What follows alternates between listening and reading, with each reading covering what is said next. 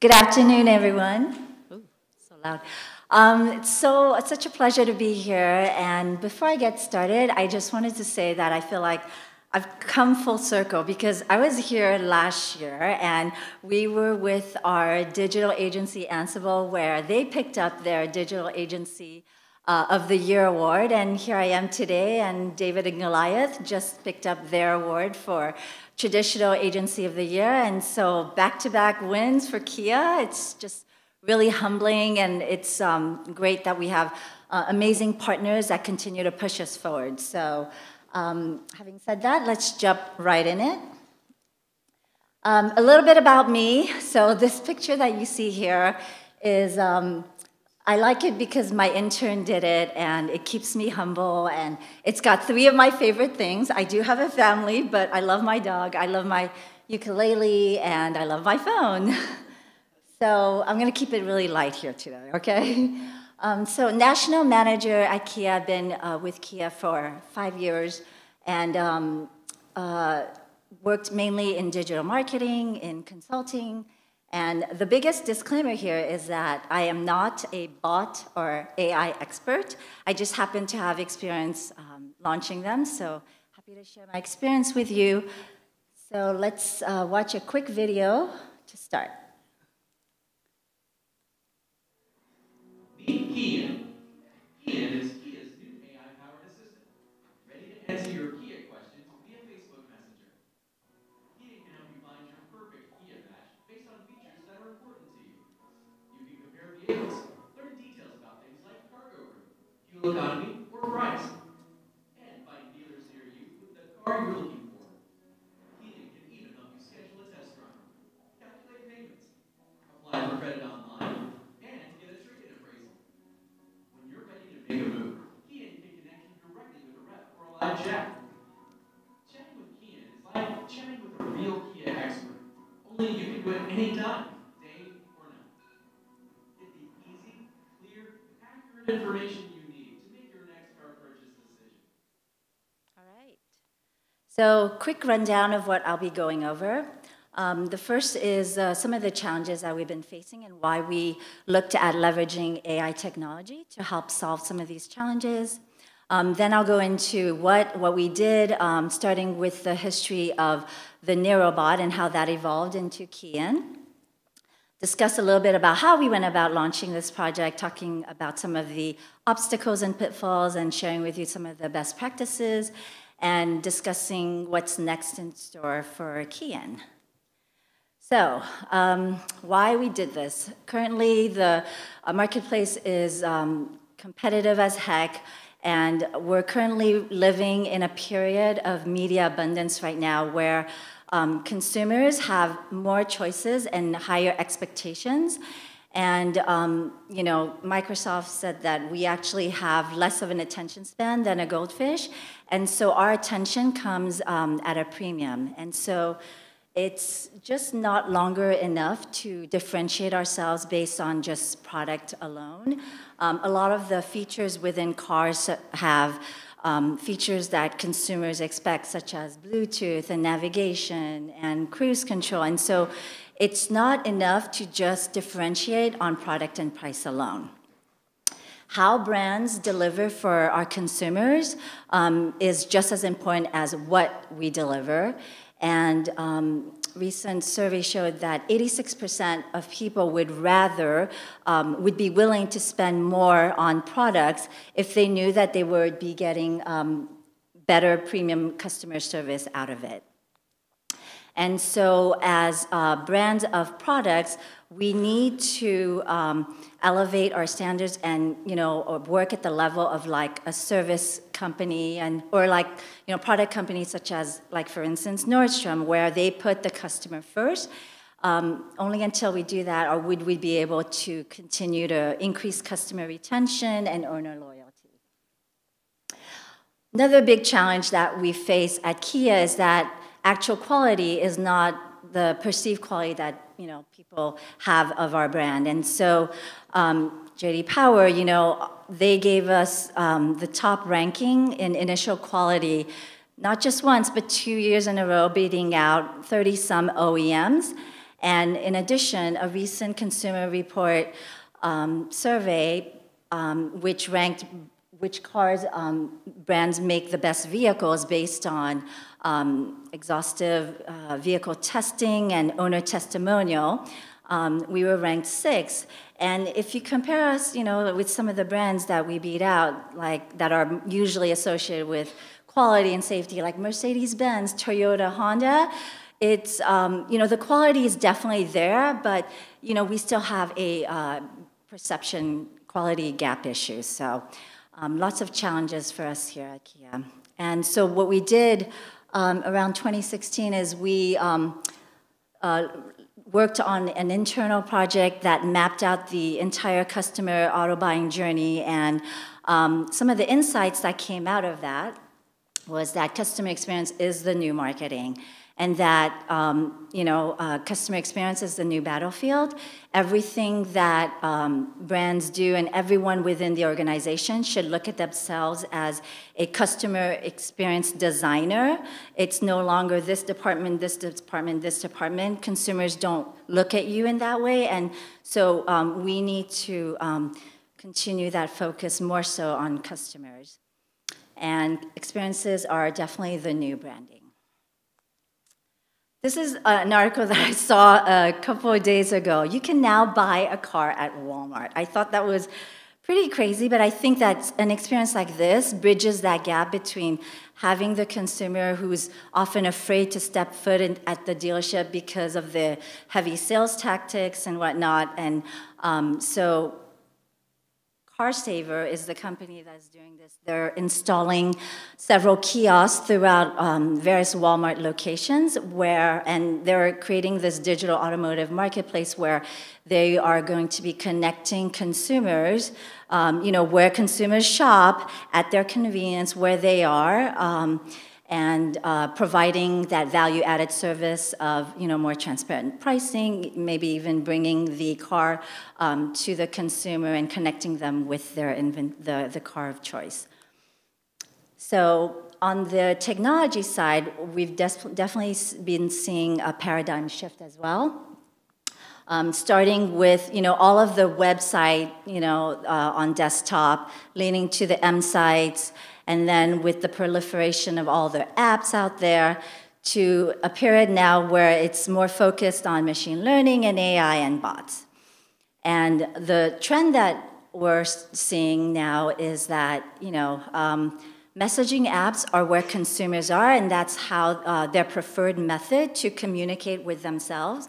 Millennials and teens would prefer to text rather than call, and the messaging app is the most frequently used app on any smartphone.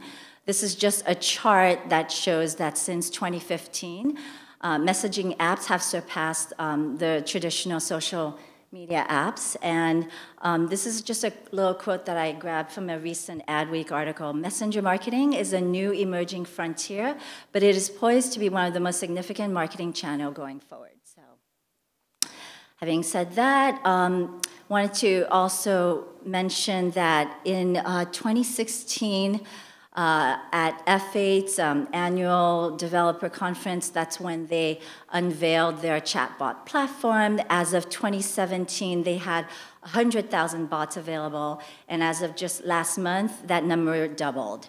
So the trend is definitely upward, and we've got 2.8 billion monthly active users on Facebook and WhatsApp, the two largest messaging apps, and about 6 billion if you combine all of the others like Kakao, Kik, Line.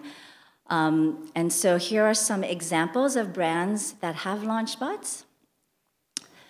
And so what did that mean for us? So back in the spring, summer of 2016, our agency, Ansible, said, hey, we've got a great idea for you. Why don't you guys build a bot?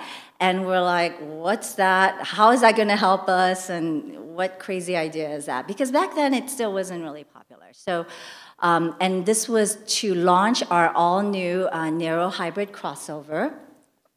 And, we asked a lot of questions, but after quickly seeing a prototype, we decided that this was something very special.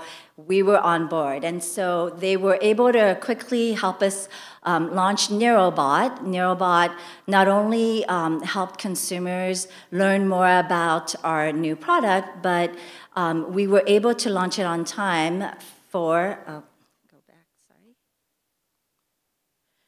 in time for our Super Bowl campaign featuring Melissa McCarthy. So we were able to drive consumers to view the Super Bowl spot within our chatbot, and we also created special content to help support the campaign. We created some digital shorts. We had a sweepstakes that continued to allow consumers to engage during the game and after the game as well. So obviously, the spot, if you guys haven't heard, ended up doing really well and ended up winning USA Today's Ad Age and YouTube's Ad Blitz. So a little bit of a history graph here to put things in perspective because things were moving very quickly for us. We launched NeuroBot on Facebook in November 2016. A few months later, we launched it on Kia.com. And later in the summer, we extended NeuroBot into Google Home and Amazon Alexa. It was fairly easy to do because we had already developed a lot of the content and a lot of the intents and the logic, and so to port that over into these platforms wasn't a huge obstacle. Fast forward to November, this past November is when we introduced KIAN, and so KIAN is an extension of NeuroBot. We evolved KIAN so that it would be able to answer not just questions about one car, but our entire lineup. And so we launched it on Facebook in November and on Kia.com in January. So let me dig a little bit into that. So KIAN on Facebook, the way that you can access it is through our main corporate Kia Facebook site, facebook.com/Kia, and you just go to click on Get Started, and you can right away start chatting with KIAN. And because this is a channel where a lot of consumers come, not only as a prospect but as a current Kia owner, we have a triage where we ask them, do you have a current concern about one of your current Kia vehicles? And if so, we're able to hand them off to Consumer Affairs, which handles those types of inquiries. If they just want to start chatting and learning more about our products, they can start chatting with Kia. But at any given time, they can pivot over to talking to a live person or to our Consumer Affairs department. Launching it on Kia.com as well a few months later. So KIAN will live bottom left-hand corner of almost every page on our site. Once you click on it, it'll open up the window and you can start messaging. And the great thing about having it on our website is that say you're trying to configure a car, look up inventory, and you click on you want to do a build and price, it pulls up the section within the site immediately so that it's almost like you have a co-browsing buddy to ask where you want to go, and it serves up the page for you. And what's also a great feature that could help at the dealer shop experience is if you're browsing and chatting with KIAN on mobile, you have your mobile phone with you, and it keeps all that history. So if you know that you've configured an Optima and then looked up the inventory, you can bring it along with you. It has all that history. You go to the dealer and say, this is the VIN that I want. This is what I'm expecting. So I think there's a lot of utility there that can benefit the consumer. Just recapping some of the benefits. The first one is, truly understanding the customer deeper, because we are getting their verbatim questions, and we're able to have a deeper analysis of what is in their mind so that we can better retarget them. And it's really unlike when consumers go to our website. They click on various buttons and CTAs, but we really don't know what's in their mind. With the chatbot, we're able to see the verbatims, which could be very helpful for retargeting purposes. Instant accessibility, so this is obviously a channel that they are able to access on their own term. It's mobile friendly, and it's literally accessible 24/7. So whether they're looking, chatting with us on Facebook or kia.com, it's that same tone, same voice, same single point of contact. And you'd be surprised, I sometimes am up late at night, and because I have the admin access, I can see all the conversations. We have people chatting with KIAN sometimes at 11:30, midnight, across the country. And it's just amazing and mind-boggling. So that's definitely another untapped benefit. And the next one, also a win-win for the brand and the user, contextually, the ability to contextually re-engage with our consumers. So if we know that they've browsed and chatted and asked questions about an Optima, and they looked up, some inventory, we can, a few days later, nudge them and say, hey, we know you were interested in Optima recently. Take a look at the current offer that we have going on. So all that hopefully leads to marketers' holy grail, which is delivering one-to-one personalization at scale. And that's kind of what all of us marketers are here to do. Here are some of the features that KIAN offers. Obviously, it has a lot of the features that are included in our website. Some of the ones that I wanted to call out in particular is our compare module.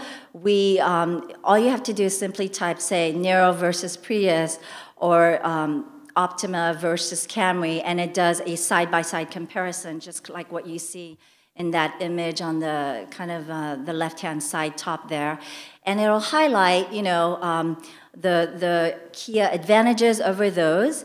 And another feature is our Find Your Match. It's a quick little lifestyle questionnaire that asks a couple of questions to help you find the best Kia for you. So it'll ask questions like, how many passengers are you looking at? How important is fuel efficiency for you? Do you prefer performance over styling? And it offers up some options for you. Of course, we've got all of the shopping tools as well. You can, within a couple of steps, fill out an application online for credit, and you can look at your various monthly payments. And of course, there's the ability to do a live chat with our live chat partner, and you can be, like I said, connected to consumer affairs if you're a current owner. So all these great tools, all accessible within KIAN. This is just a snippet of an actual conversation that someone had. They came in, they wanted to explore something new. They asked about the Optima Hybrid, and then they asked about current offers. They provided their zip code. We gave them some offers in their local area, and then they pivoted over to the Niro Hybrid. So just a quick example. Personality is also very important, and kind of keeping along the brand essence that Kia has, the wink and a smile. We wanted to definitely carry that through to KIAN and to give KIAN that human aspect. So, you can ask it to tell you a joke, and, where do you work? In the cloud, of course. So definitely keeping that kind of wink and a smile spirit. Couple of the project phases that we went through. I'll just go quickly through here. Very typical project phases for any type of system or web project. The discovery process involved various stakeholders within Kia. We collaborated in the design with various partners. All in all, it was a collaboration across 6 different external parties, a couple internal stakeholders. So the content creation, the data sourcing, and all of the designing of the intent flows. We spent a lot of time gathering all of the inputs to make sure the flow was in the way that we wanted it to be. Obviously spent a lot of time testing and the development phase as well. But it's not just launching it and abandoning it. There's a lot of maintenance that goes into it as well, because you want the bot to continue to learn and grow. Took about 4 months. It's actually pretty aggressive, but I think we were able to fast track this because we had launched the bot the prior year. So there were definitely a lot of learnings there that we were able to leverage when building KIAN. This is a quick snapshot of Car Lab's content management system. So they have a robust content management where a non-technical person can go in and update, create new question answers, and include all of the images, all of the disclaimers. They have a workflow that allows internal stakeholders to be able to review and approve the content. So I think this is a strength in the tool. In addition, there's also an integrated analytics dashboard that captures all of the key metrics, and it incorporates all of the Facebook metrics as well. So it's all inclusive in this dashboard. And this is the same platform where they have their CMS and the analytics, so users can easily navigate between one and the other. Just some numbers so far, and keep in mind this is, we've just launched this about 3.5 months ago with very minimal media support. So organically, mainly, it's gotten some great results. The 21% conversion to KPIs. So what that means is users who come into to KIAN and ask questions, 21% of them perform a high-value action, such as call a dealer, look up inventory, perform look up offers, and does a configuration. And those are the metrics that we care about. And yeah, let's see. Just some mentions in the press throughout Neurobot, and now recently with KIAN, we've got some great, recognition from the press, and definitely some awards as well that, we'd be remiss if we didn't mention. It's just an honor to be able to do something and launch something that's not only meaningful for the consumers, but that, industry and outsiders recognize. So, Facebook did a case study with us, and we won a couple of awards, and for Neurobot, and also headquarter in Korea also recognized us with a Value Innovation Award. So just some considerations, if you're considering building this, is that the first one, and an obvious one, is that, like I mentioned, bots have to be maintained, especially long-tail type questions that are more unique. Definitely need more training and NLP training and machine learning training and individual handling. So that's a key aspect to consider. The quality of the different data sources that feed the bot is also something that you have to consider carefully, because that does impact timing and maintenance. So we were fortunate that a lot of our data feeds came from automated APIs and through automated processes, so that we were able to reduce a lot of the manual intervention.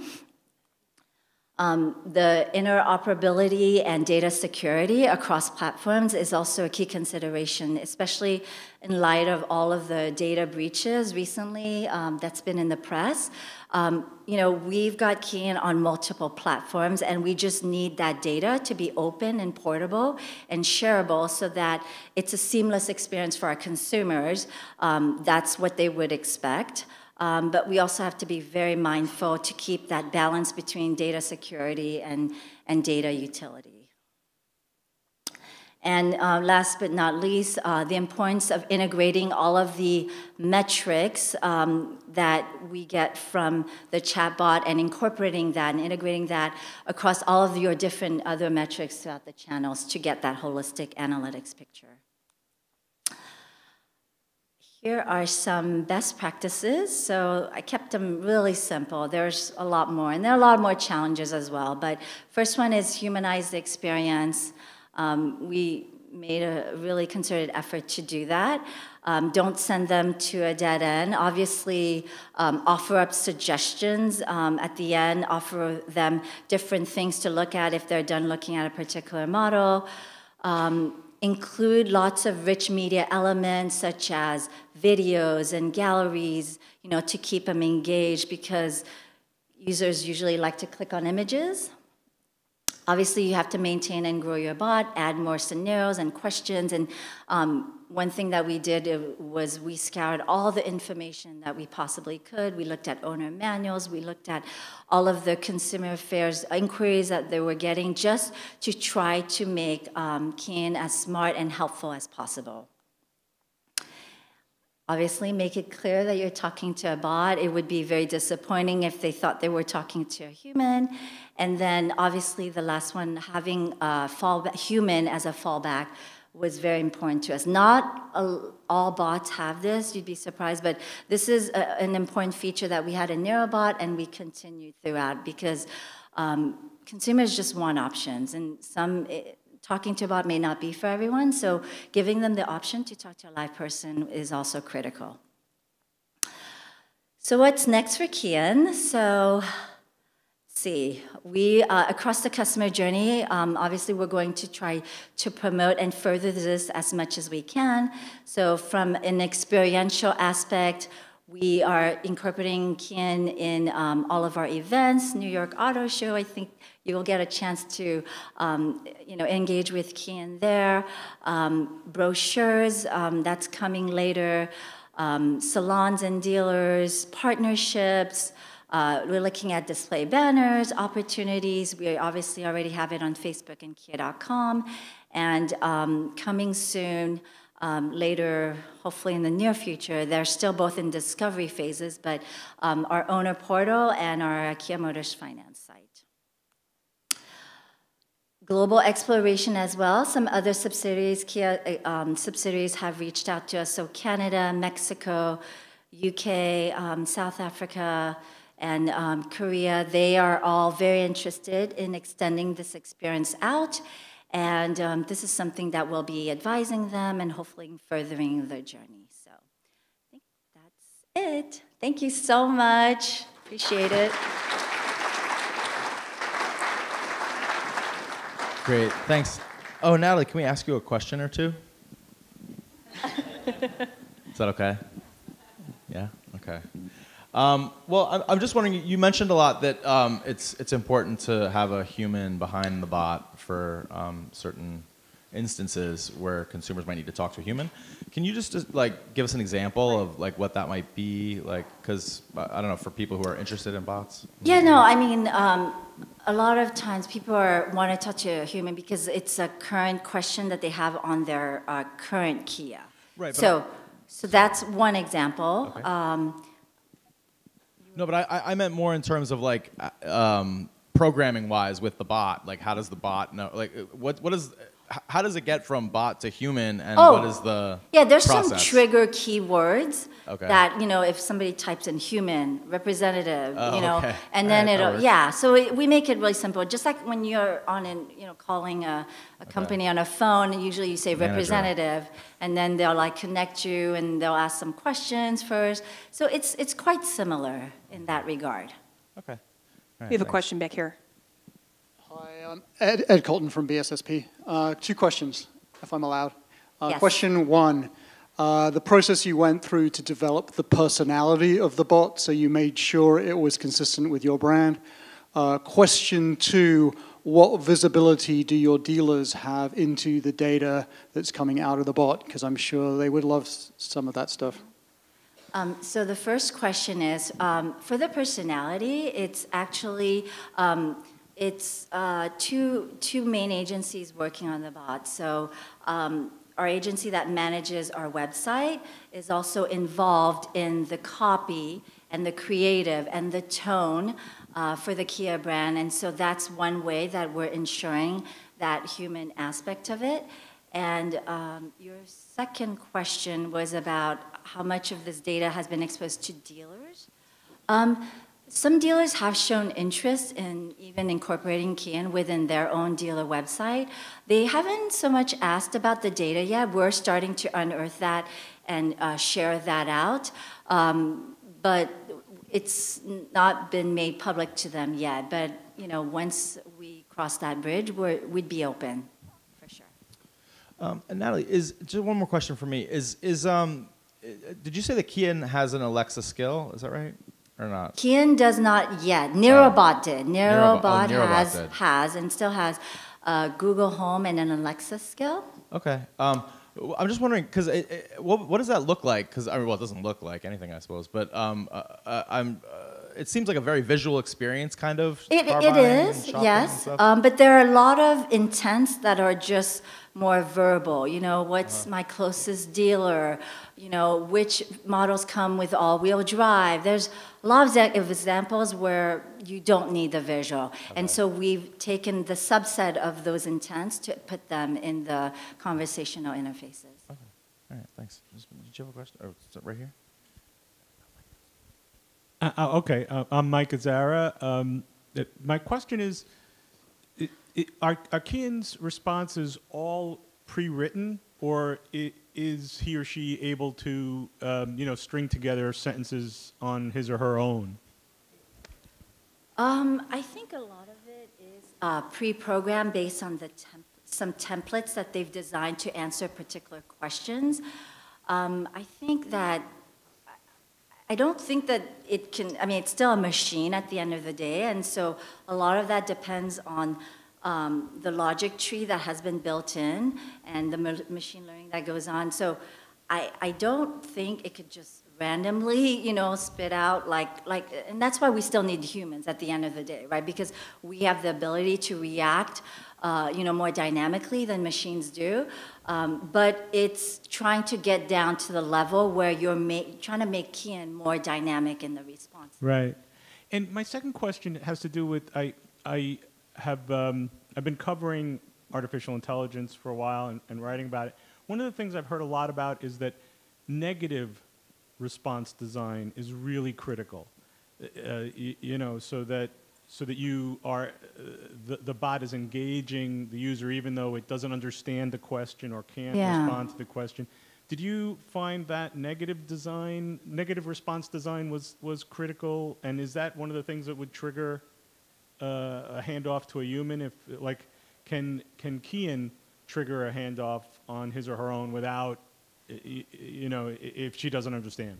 Yeah, there are certain rules put in place, it tries to understand the question, and if it misses after a number of times, there's a % confidence level, and if it feels that it hasn't reached that, it will offer up, I'm sorry, I don't think I'm understanding your question. This might be a question best, asked to a human. Or in some cases, sometimes the verbatim from the user is so lengthy, and that's often a trigger that it's an issue that requires a lot more human hand-holding. So it's got some logic in place to take care of those types of requests.